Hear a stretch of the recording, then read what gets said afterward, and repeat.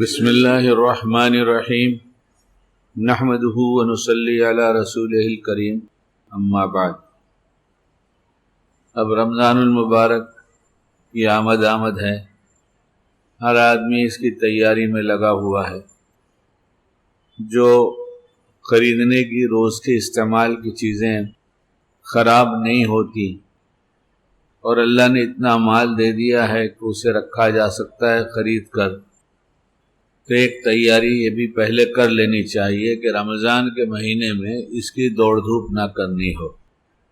کپڑا سلانا ہے تو ابھی بھی موقع ہے، جلدی سلا لیں، اور بہت سے لوگوں نے تو سلا لیا۔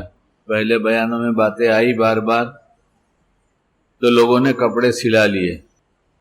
اس لیے جو سامان ایسا ہے جو وقتی طور پر خریدنا ہو ورنہ وہ خراب ہو جائے گا، جیسے پھل فروٹ ہے اور ایسی کچھ کھانے کی چیزیں ہیں، تو وہ تو مجبوری ہے، اس لیے ایسی چیزیں پہلے خرید لینا چاہیے تاکہ رمضان میں زیادہ سے زیادہ اللہ کے گھر میں رہ سکیں یا مصلی پہ رہ سکیں، تلاوت تسبیح کرتے رہیں، اپنے کاموں کی ترتیب دے دیں۔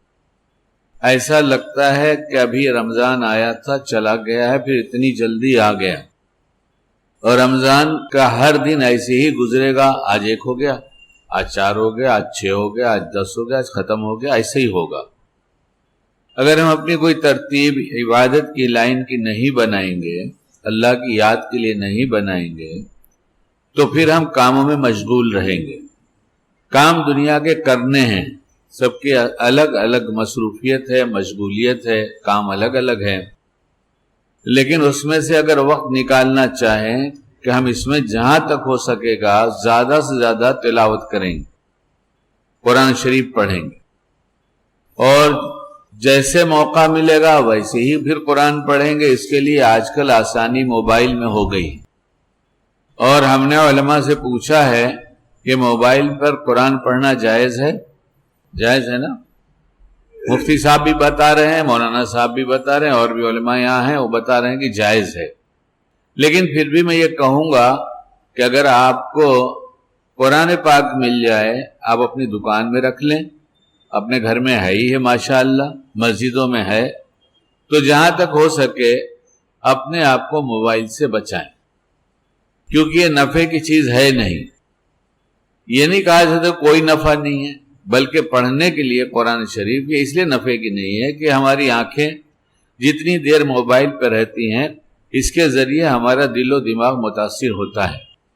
یہ ایسی چیز ہے کہ اس کو مجبوری کے درجے میں استعمال کرنا چاہیے۔ بہت سے لوگوں کو موبائل بدلنے کا شوق ہے، بدلیں، کوئی حرج کی بات نہیں، لیکن اس کے استعمال کے وقت جہاں تک ہو سکے کہ ہم اس سے کتنا دور رہ سکتے ہیں اور اس سے کتنا بچ سکتے ہیں اس سے بچنے کی کوشش کریں، اور پھر کیسے کیا ہوا اگر اس کی ضرورت نہ ہو تو یہ سب نہ کیا جائے، صرف کام کی بات کیا جائے۔ اور قرآن پاک پڑھنے کے لیے اگر مجبوری نہ ہو کہ بھئی سفر میں کہاں تک لے کے چلیں گے، ہم زیادہ سفر پہ رہتے ہیں، لیکن ہر ایک آدمی سفر پہ نہیں رہتا، زیادہ لوگ محلے میں رہیں گے، اپنے گھر پہ رہیں گے، اس لیے قرآن پاک دیکھ کر پڑھنا چاہیے۔ تلاوت، جن حفاظ کو قرآن یاد ہے، حافظ لوگ ہیں، قرآن یاد ہے۔ میں ایک بزرگ کے بارے میں جانتا تھا کہ حافظ ہیں، تو ان سے ملاقات کے لیے بہت جایا کرتا تھا، تو رمضان میں وہ قرآن بہت پڑھا کرتے تھے، ہر دم قرآن ہی پڑھتے ملتے تھے، اور غیر رمضان میں بھی قرآن پڑھتے ملتے تھے۔ تو میں نے ان سے ایک دن سوال کیا کہ آپ تو حافظ ہیں، کہاں یاد ہے؟ اور یاد بھی ہے، تو قرآن دیکھ کر آپ کیوں پڑھتے ہیں؟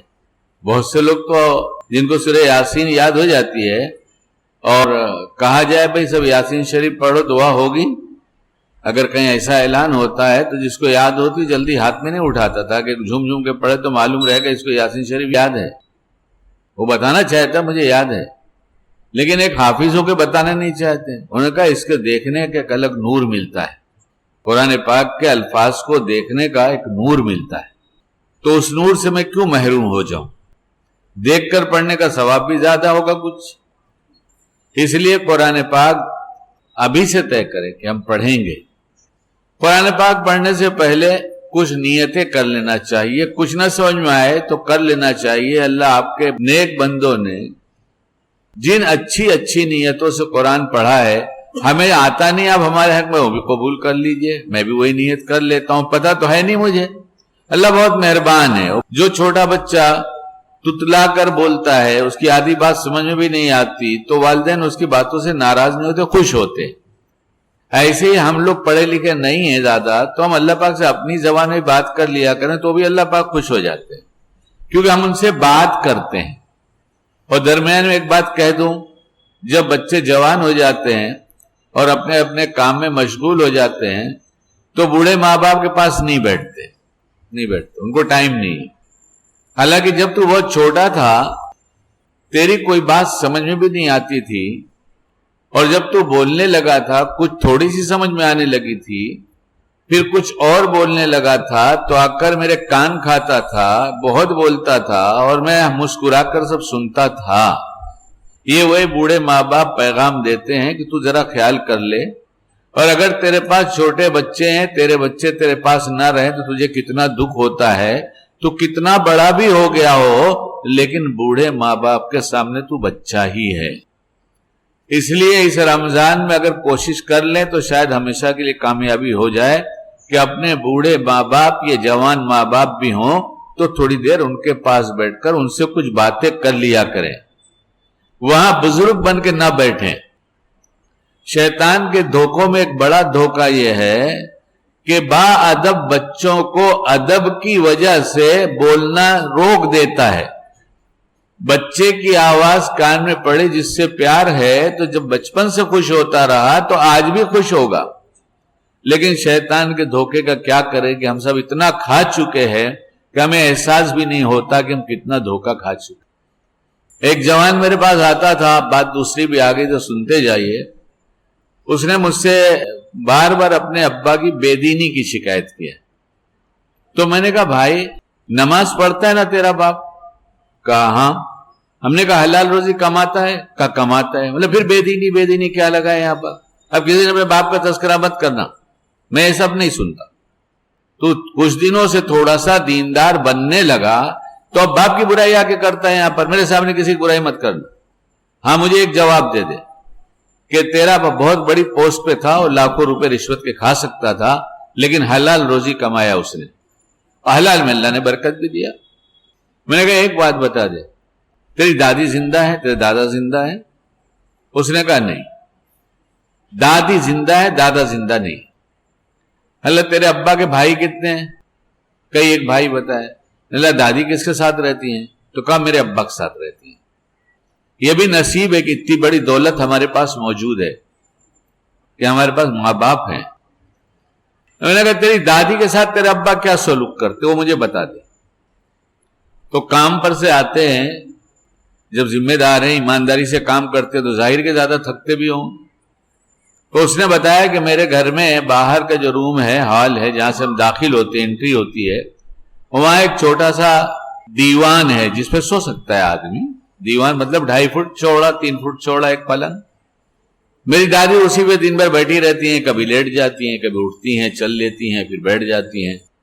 अब्बा हमारे आते हैं तो सबसे पहले दादी के पास बैठ जाते हैं और दादी के हाथ पैर दबाना शुरू करते हैं, पूछना शुरू करते हैं, अम्मा क्या हाल है, कैसी हो, आराम है, तबीयत ठीक है, ये पूछते हैं। और अब मेरी आदत है पूछने की, मैं सवाल करता रहा एक एक, उसका जवाब और खुलासा सुनाता हूं अभी आपको, ये सुन रहे हैं आप। और ये दादी एक ही बात को जो कल कह चुकी थी और परसों भी कहा था और आज फिर दोहरा रही है, यानी एक आम जबान में जिसको कहते हैं सठिया जाना। आप क्या बोला जाता है, नहीं बोला जाता, मालूम नहीं कि बुढ़ापा ऐसा आ जाता है कि वो भूल जाते हैं कि हमने क्या कहा क्या नहीं कहा। तो वही बातें फिर बार बार रिपीट करती हैं। तो उसके अब्बा इस तरह से सुनते हैं जैसे आज अम्मा पहली दफा कह रही हैं। क्यों, इतना सा था तो बार बार बोलता था तो पहली दफा सुनते थे, और अब बुढ़ापा आ गया तो अम्मा ओके रोज वही बात करती हो, ये नहीं कहते। मैंने कहा तेरे बाप से बड़ा दीनदार तेरे खानदान में शायद ही कोई होगा। ہم نے کتاب میں پڑھا یا بزرگوں کی زبان سے کبھی سنا ہے، جو اپنے ماں باپ کا فرما بردار ہوتا ہے وہ اللہ کا نافرمان بھی ہو تو اللہ اسے فرما بردار لکھ دیتے ہیں، اور جو اپنے ماں باپ کا نافرمان ہوتا ہے اور اللہ کا فرما بردار ہوتا ہے اللہ اسے نافرمان لکھ دیتے ہیں۔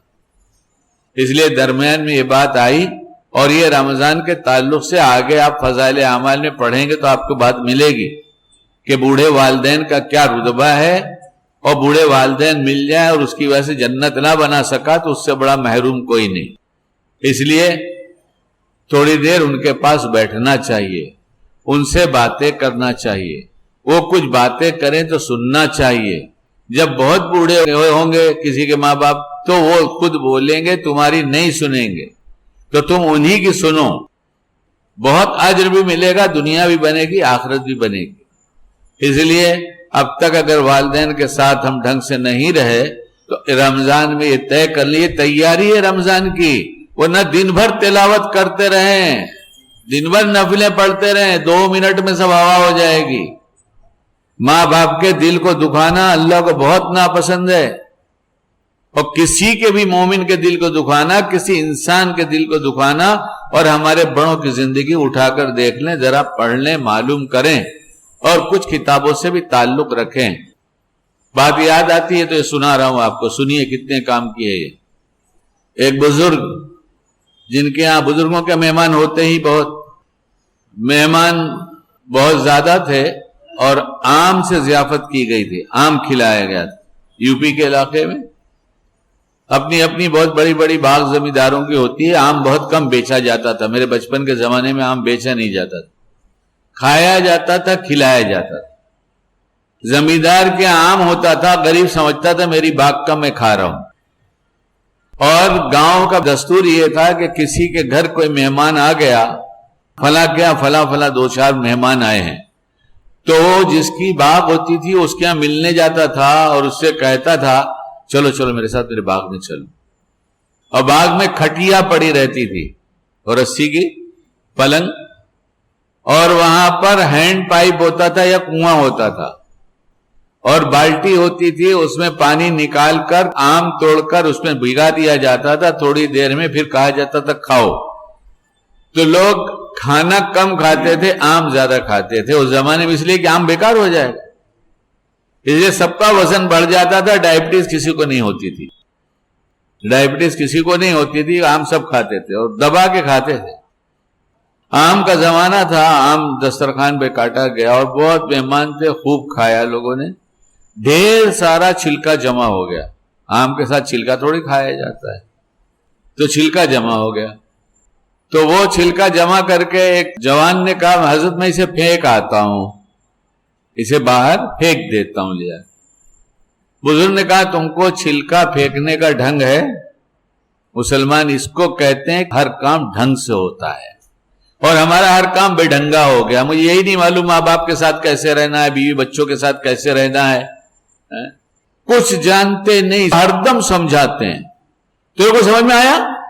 ارے میں کیا بول رہا، سمجھا کیا؟ سمجھ گیا نا؟ ارے سب سے بڑا یہی، ہر آدمی سمجھا ہی رہا ہے، نہ پوچھ رہے ہیں نہ سمجھ رہے ہیں، سمجھا رہے ہیں۔ یعنی بغیر لائسنس کا، جسے گاڑی چلانا نہیں آتا، گاڑی ٹریننگ اسکول کا جو ہے نا، اس کو ڈرائیونگ لائسنس دینے کے لیے وہی بیٹھ کے امتحان لے رہا ہے۔ یہ حال ہمارا سب کا ہو گیا، اللہ ماشاءاللہ آپ کا نہیں ہوگا تو شکیل کا تو ہے۔ آج تک پوچھ کر پتا چلتا ہے کتنی باتیں نہیں جانتے، اور جو نہیں پوچھتا وہ اسلام کیسے جانتا ہے، میری تو سمجھ میں بات نہیں آتی۔ کیا اللہ کے جواب نہیں دینا ہوگا؟ ہم مریں گے نہیں، ہم جو کچھ کر رہے ہیں فرشتے لکھ رہے ہیں، دائنے والا اچھا کام، بایاں والا برا کام سب لکھ رہا ہے۔ ایک ذرے کے برابر بھی چھوٹا بڑا کوئی عمل ایسا نہیں ہوگا جو محفوظ نہ ہو۔ کسی نے مسجد سے ایک تنکا اٹھایا ہے، اس کو لکھا ہوا ملے گا کہ اس نے میرے گھر سے تنکا اٹھایا تھا، فرشتوں لکھ دو اس کو۔ ہم کچھ بھی کریں، کیسے بھی کریں، تو جو جیسے جیتا ہے ویسے ہی مرے گا، اور جیسے مرے گا ویسے ہی اٹھے گا۔ وہ مسلمان بن کے جیے، مسلمان بن کے مرے، اس کے لیے کچھ تو کرنا پڑے گا نا، پوچھنا پڑے گا مسلمان کیسے جیتا ہے، مسلمان کی زندگی کا مقصد کیا ہوتا ہے، مسلمان کی خوبیاں کیا ہیں۔ تو مسلمان کی بہت بڑی خوبی ہے کہ اس کی ذات سے کسی کو تکلیف نہیں پہنچتی، اس کی ذات سے کسی کو تکلیف نہیں پہنچتی. ماں باپ کو پہنچائیں, بیوی بچوں کو پہنچائیں, کسی کو پہنچائیں, تکلیف ہے, مگر ماں باپ کا بڑا حق ہے. اللہ کے بعد, اللہ کے رسول صلی اللہ علیہ وسلم کے بعد جس شریعت کو ہمارے سامنے لا کر کھڑا کر دیا گیا, اس میں تلاش کریں گے تو ماں باپ کا بہت بڑا حق ہے. لیکن آج ہمیں سب کام کے لیے ٹائم ہے, ماں باپ کے پاس بیٹھنے کا ٹائم نہیں. اور جو بیٹھتے ہیں, تھوڑی دیر بیٹھتے ہیں, وہ بزرگ بن کے بیٹھتے ہیں. ارے بوڑھے ماں باپ ان کے سامنے بچے بن کے بیٹھو نا, بزرگ کیوں بنے ہو؟ بچے بن کے بیٹھو. جیسے تمہارا بچہ رہتا تھا اماں ابا کے ساتھ, ویسے رہو نا. خیر, ان بزرگ نے پوچھا تم کو چھلکا پھینکنا آتا ہے؟ آپ سن رہے ہیں میری بات؟ نہیں سن رہے ہیں؟ آپ کو کوئی تعجب ہو رہا ہے؟ نہیں ہو رہا ہے کہ آم کا چھلکا پھینکنا, کیا اس میں بھی مسلمانوں کا کوئی طریقہ ہے؟ اور بھی ایک بات کتاب میں پڑھا تھا کہ اگر تمہارے پاس اللہ نے مال دیا ہے اور تم پھل فروٹ گھر میں لاتے ہو, تم اور تمہارے بچے کھاتے ہیں, اور تمہارے پڑوس میں کوئی غریب رہتا ہے, تو اس کے لیے کچھ اس کا حصہ کر سکتے ہو تو کر دو, یا تمہارے مال میں گنجائش نہیں ہے, یا تمہاری طبیعت میں اتنی وسعت نہیں ہے, تو چھلکے تو چھپا کر پھینکو, تاکہ پڑوسی کا چھوٹا بچہ باپ سے لپٹ کر یہ نہ کہے کہ ابا یہ پھل لاؤ, تو پڑوسی کا بھی جی ٹوٹے اور اس کے بچے کا بھی دل ٹوٹے. یہ اسلام, یہ مسلمانوں کا کام. 5 وقت نماز پڑھ لیا, روزہ آ گیا, روزہ رکھ لیا, زندگی جیسے گزر رہی تھی ویسے ہی گزارا, تو قبر میں حشر میں کیا حشر ہوگا ہمارا؟ سب سیکھنے کی چیز ہے. تو جوان نے کہا کہ حضرت چھلکا پھینکنے کا ڈھنگ تو میں نے پوچھا نہیں ہے. تو فرمایا آؤ میرے ساتھ, میں تم کو چھلکا پھینکنے کا ڈھنگ بتاتا ہوں. ہم لوگ کیا کریں گے؟ کوئی جگہ دیکھیں گے جہاں پر کچرا پھینکا جاتا ہے, وہی پھینک کر آ جائیں گے نا. ہم لوگ یہی کریں گے نا. انہوں نے کیا کیا, وہ گلی میں نکل کر, تو بہت زیادہ تھا, تھوڑا سا یہاں رکھا, تھوڑا وہاں رکھا, تھوڑا وہاں رکھا, یعنی تھوڑا تھوڑا کر کے بانٹ دیا یہاں سے وہاں تک. اور کہا پوچھو تو صحیح کہ میں نے ایسا کیوں کیا. یہی بری عادت ہمیں لگی ہے, جانتے نہیں اور پوچھتے نہیں. اس لیے کہ ہم چھوٹے بن جائیں گے, ہمارا رتبہ کم ہو جائے گا. ابھی تک تو سب کو سمجھا رہے تھے, اور پوچھنے لگیں گے تو ہم بے علم اور کم علم سمجھے جائیں گے. تو ہم پوچھیں کہ مولانا صاحب سے بڑے ہم ہی ہیں. اور جہالت کے ساتھ زندگی گزرے گی. شیطان جاہلوں سے بہت خوش ہوتا ہے. وہ کہتا ہے مجھے تو اس کی فکر ہی نہیں ہے.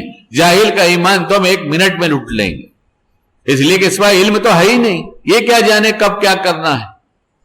اس لیے انہوں نے کہا میں نے اس لیے ایسا رکھا ہے کہ مجھے معلوم ہے کہ چرواہے اسی راستے سے بکریاں لے کر آئیں گے بھی, تو ان کی بکریاں اگر ایک جگہ چھلکا ہوگا تو دوڑ کر ایک ساتھ جائیں گی, تو ان کے سینگیں آپس میں ٹکرائیں گی, کہیں کسی بکری کو تکلیف نہ ہو جائے. اس لیے میں نے پھیلا دیا کہ 2-2 3-3 کر کے اگر کھا لیں گی تو آپس میں ٹکرائیں گی نہیں. کتنا خیال ہے. رمضان کی تیاری میں یہ بھی تیاری کر لیں کہ جس کو تکلیف پہنچایا اس سے معافی مانگ لیں. کسی کا حق نکلتا ہے لوٹا دیں, ورنہ تیاری کتنا بھی روزہ رکھیں, نیکیوں کا ڈھیر لے کے جائیں گے, سب بڑھ جائے گی. اللہ کی قسم قیامت آئے گی, اللہ کی قسم حساب کتاب کا دن آئے گا.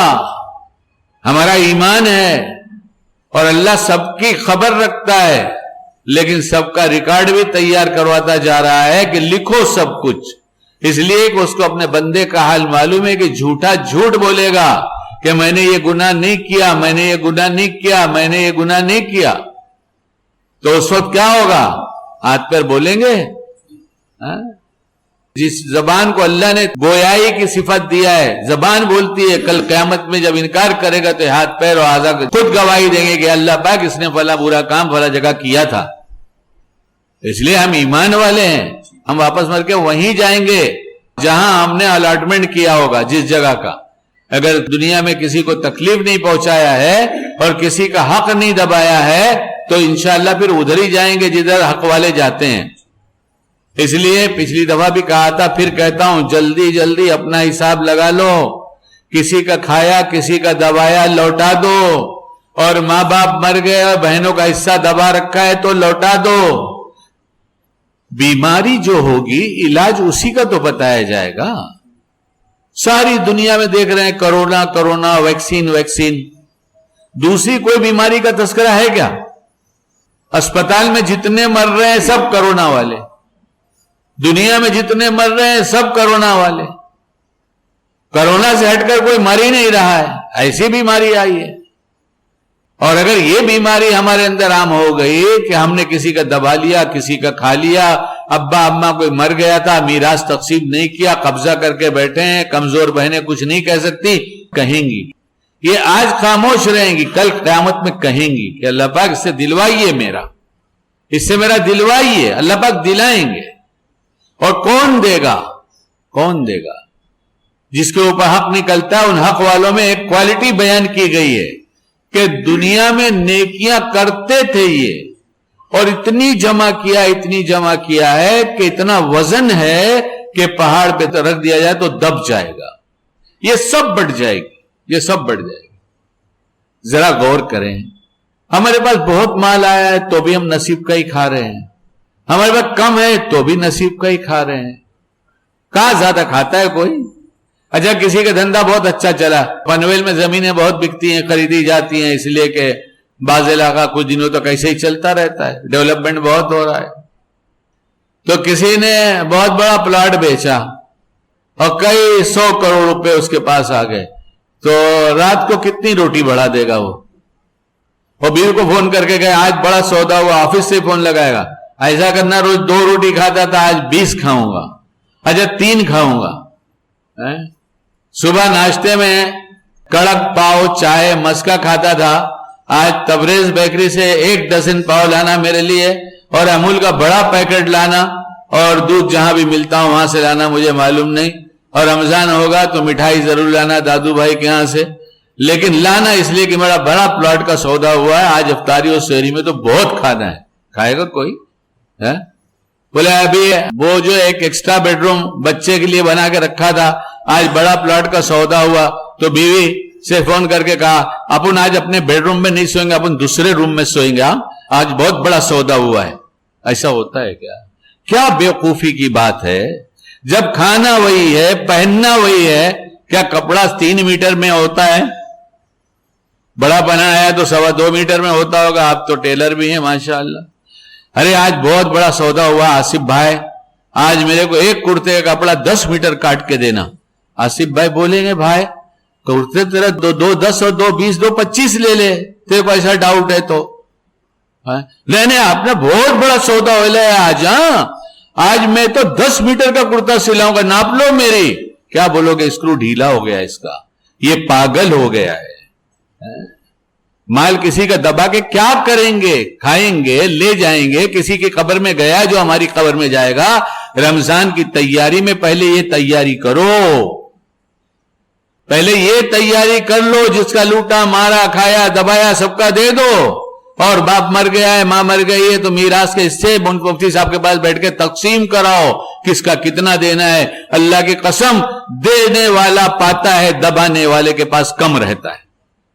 जो बातें कहा है, अल्लाह हम सबको कहने सुनने अदा अमल की तौफीक अता फरमाए।